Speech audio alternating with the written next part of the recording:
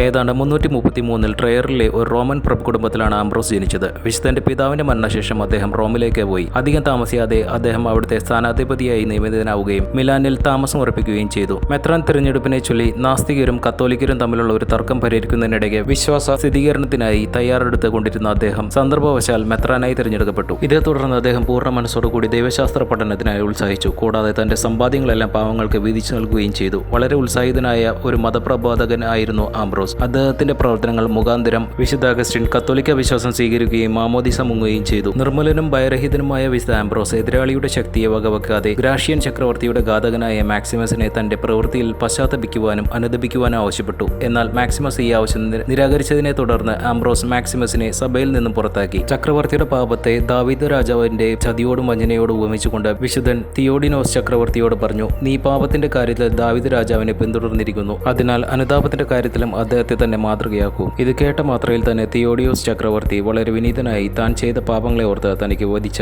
അനുതാപ പ്രവർത്തികൾ നിർവഹിച്ചു. ഒരു മതപ്രബോധകൻ, ദൈവസ്തുതി ഗീതങ്ങൾ ചിട്ടപ്പെടുത്തിയ ഗാനരചയിതാവ് എന്നീ നിലയിൽ നമുക്ക് പലപ്പോഴും ഈ വിശുദ്ധനെ കാണാവുന്നതാണ്. തിരുസഭയിലെ 4 ലാറ്റിൻ വേദാംഗന്മാരിൽ ഒരാളായാണ് വിശുദ്ധ ആംബ്രോസിനെ കണക്കാക്കുന്നത്.